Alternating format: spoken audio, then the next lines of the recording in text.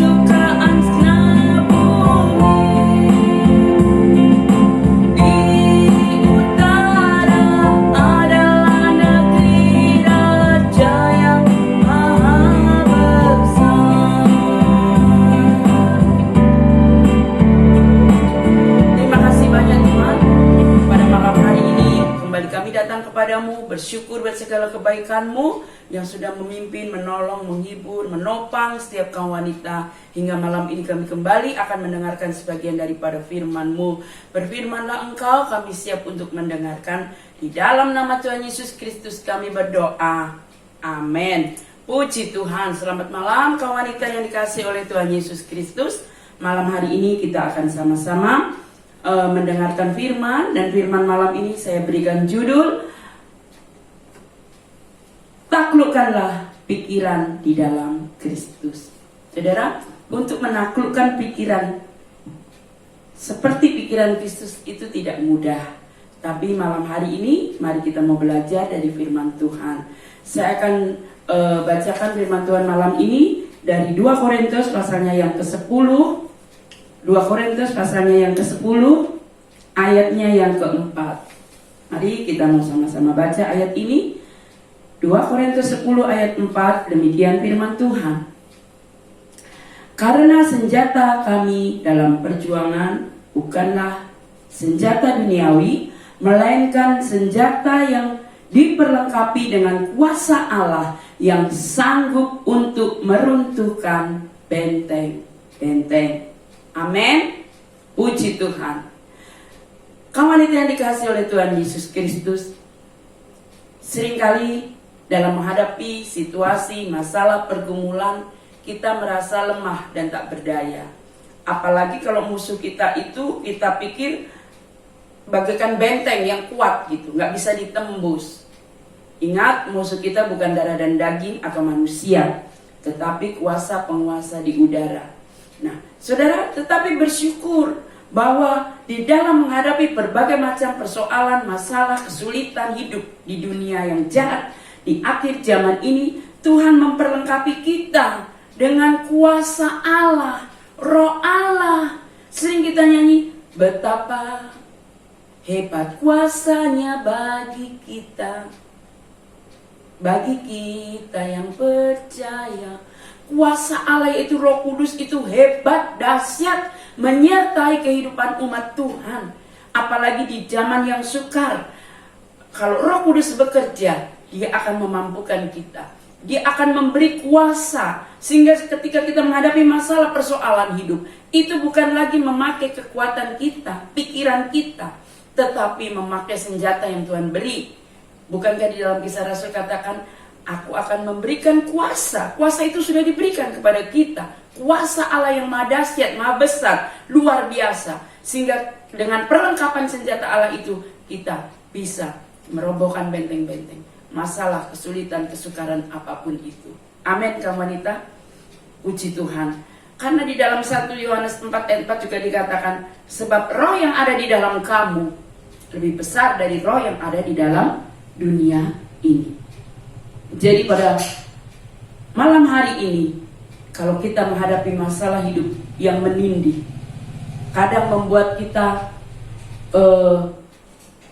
stres, ya, atau bahkan kalau orang stres itu jiwanya yang sakit, bukan tubuhnya, dan mulai berhalusinasi, ya, berprasangka, pikiran kita tidak terkontrol lagi, tidak ada di dalam pikiran Kristus, sehingga seolah-olah kadang orang malam-malam nggak bisa tidur, insomnia, atau bahkan kadang kok mendengar suara orang-orang yang sudah meninggal. Itu yang membuat takut, itu yang disebut sakit jiwa. Nah, karena itu saudara, kita harus menaklukkan pikiran kita ini di dalam pikiran Kristus, sehingga kita bisa menguasai pikiran kita, ya, terkontrol oleh firman Tuhan. Nah, malam ini ada beberapa langkah untuk terbebas dari tekanan jiwa, ya, atau stres, atau depresi. Yang pertama, mari kawan wanita yang dikasihi Tuhan, kita mau melihat segala sesuatu dari sudut pandang Tuhan. Kita melihat segala sesuatu dari pikiran Tuhan. Di dalam Rom pasal 8 ayat 28 dikatakan, kita tahu sekarang bahwa Allah turut bekerja dalam segala sesuatu untuk mendatangkan kebaikan bagi mereka yang mengasihi Dia, yaitu bagi mereka yang terpanggil sesuai dengan rencana Allah. Ibu-ibu, kawan wanita yang dikasihi Tuhan, rencana Allah adalah rencana damai sejahtera, hari depan yang penuh harapan. Tuhan tidak pernah merancangkan yang buruk kepada kita. Walaupun rancangan-rancangan yang kita sudah susun rapi itu kadang-kadang tidak sesuai dengan apa yang kita pikirkan. Saya akan berikan satu ilustrasi. Di tengah hutan ada tumbuh pohon-pohon besar. Nah, lalu ada terjadi percakapan antara pohon-pohon itu. Pohon yang pertama, ada 3 pohon yang sedang bercakap-cakap. Pohon yang pertama ditanyakan, apa keinginanmu? Apa rencanamu? Nah, pohon ini menjawab, saya punya rencana, saya punya keinginan. Supaya apa? Saya bisa dibuat, nanti bisa menjadi kota. Sebuah kota, ya, dibuat sebuah kota. Lalu kota itu bisa menyimpan emas, perak, harta benda gitu ya, perhiasan. Benar, si pemotong kayu ini, dia potong itu pohon, lalu dia bikin kota. Tetapi apa yang terjadi? Kota itu tidak untuk menaruh emas, tidak untuk menaruh harta, tapi malah dipakai untuk menaruh makanan ternak. Sepertinya rencananya gagal. Sepertinya Tuhan tidak baik. Tapi dia baru menyadari ketika kota itu akhirnya dipakai untuk meletakkan juru selamat bagi Yesus. Itulah yang disebut palungan. Bukankah itu lebih dahsyat, indah dibandingkan hanya jadi kota meletakkan permata, emas, perak? Bukankah Yesus lebih berarti dalam kehidupan kita, lebih mulia? Lalu percakapan yang kepada pohon yang kedua, kamu mau jadi apa? Saya mau jadi kapal pesiar, supaya nanti banyak pedagang, saudagar, pejabat naik kapal saya. Penebang kayu pun memotong pohon itu, maka jadilah kapal. Tetapi bukan untuk memuat saudagar. Modelnya memang perahu kapal, tetapi ternyata hanya dipakai untuk mencari ikan atau perahu nelayan. Sepertinya rencananya gagal ya untuk menjadi kapal pesiar yang wah hebat ya. Itu kan kemauan manusia. Kita kan kadang punya keinginan seperti itu. Tapi baru dia menyadari satu ketika perahu itu dipinjam oleh Tuhan Yesus. Yesus naik perahu itu dan menyampaikan firman di sepanjang danau. Nah, bukankah lebih mulia perahu itu yang menaikin adalah Tuhan Juru Selamat. Ya, poin yang terakhir. Poin yang terakhir adalah ketika ditanya, kamu mau jadi apa? Saya mau terus tinggi, bertumbuh tinggi. Kemudian sehingga batangku ini besar, menghasilkan kayu gelondongan yang besar. Dan benar, penebang kayu menebangnya, jadilah dia gelondongan kayu yang besar. Tetapi tidak dijadikan apa-apa, dia hanya gelondongan kayu di tengah hutan. Dia berpikir, wah cita-citaku kandas, ya keinginanku tidak terjadi. Tapi dia menyadari ketika satu ketika seorang tentara Romawi dia menyuruh Yesus untuk mengangkat kayu itu menuju Bukit Golgota. Kayu salib yang begitu berharga, begitu mulia. Nah, saudara, kadang rencana kita memang tidak terjadi.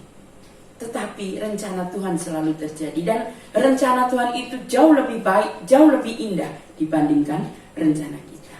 Jadi untuk mengatasi, terbebas dari depresi, tekanan, masalah, mari kita mau melihat segala sesuatu dari sudut pandang pikiran Allah.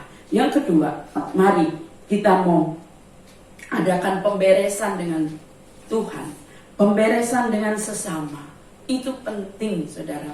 Mungkin kita punya ganjalan, punya sakit hati, punya dendam kepada manusia, atau bahkan kepada Tuhan. Kita kecewa kepada Tuhan. Tetapi di dalam Matius 5 ayat 24, saya bacakan, tinggalkan persembahanmu di depan mezbah itu dan pergilah berdamai dahulu dengan saudaramu. Lalu kembalilah untuk mempersembahkan persembahanmu itu. Dalam menghadap Tuhan, mempersembahkan korban kepada Tuhan, kita harus berdamai dengan diri sendiri, dengan sesama, dan dengan Tuhan. Demikian pula dosa, dendam, kepahitan jika tidak dibereskan akan membuat batin tertekan. Bukan hanya korban dan doa kita nggak diterima oleh Tuhan, tetapi batin kita akan tertekan. Dan kalau sudah begitu, itu yang disebut stres, depresi, bisa insomnia, bisa berhalusinasi. Nah, yang ketiga, saudara, kalau kita mau terbebas dari tekanan hidup, tekanan jiwa, bawa segala sesuatu dalam doa. Itu pasti ya. Masalah sebesar apapun kalau kita bawa kepada Tuhan dalam doa, Tuhan sanggup menolongnya. Filipi 4 ayat 6, janganlah hendaknya kamu khawatir tentang apapun juga, tetapi nyatakanlah dalam segala hal keinginanmu kepada Allah dalam doa dan permohonan dengan ucapan syukur. Saya garis bawahi, tetapi nyatakanlah dalam segala hal keinginanmu kepada Allah. Yang membuat orang stres, ya, depresi, itu kan ketika dia punya kerinduan, keinginan dipendam. Tapi Tuhan mau, jangan khawatir, sampaikan saja kepada Tuhan dalam doa. Minimal ketika kita berdoa menyerahkan itu kepada Tuhan, beban kita akan terangkat. Kita merasa ringan dan ada damai, ada sukacita. Dan Tuhan adalah tempat jawaban doa. Itulah sebabnya kita perlu berdoa, menyerahkan semua kepada Tuhan. Yang keempat, saudara, kalau kita mau terbebas dari tekanan jiwa atau depresi, mari kita menggunakan waktu kita ini dengan baik. Saudara, kita tidak tahu berapa umur kita, karena hidup ini adalah misteri. Hanya Tuhan yang maha tahu. Kita nggak tahu sampai berapa lama kita hidup di dunia ini. Dan hidup kita ini pun tidak bisa diduga. Hari ini ada orang sehat segar bugar. Besok pagi dia mungkin bukan hanya sakit, mungkin sudah kehilangan segalanya. Contoh di Alkitab banyak ya, Ayub yang tadinya kaya raya kehilangan semuanya. Tapi sebaliknya, bisa orang yang hari ini tidak punya apa-apa, besok limpah. Coba lihat 4 orang kusta itu yang akhirnya langkah kakinya itu membuat tentara Aram terusir, sehingga umat Tuhan bisa menjarah semuanya, kemenangan di pihak Israel. Ya, jadi saudaraku yang saya kasih dalam Tuhan, hidup tidak dapat diduga. Daud saja yang seorang gembala domba bisa jadi raja nomor 1 di Israel, nggak bisa diduga. Yabes yang dibilang anak sial ternyata lebih dimuliakan dari semua saudaranya, diberkati berlimpah-limpah. Yusuf yang dianggap sudah mati oleh saudara-saudaranya karena dibuang di sumur tua, ternyata jadi orang nomor 1 di Mesir. Dan banyak contoh ya. Esther yang anak yatim piatu, orang Yahudi, bisa menyelamatkan bangsanya karena dia menjadi ratu dari Ahasveros.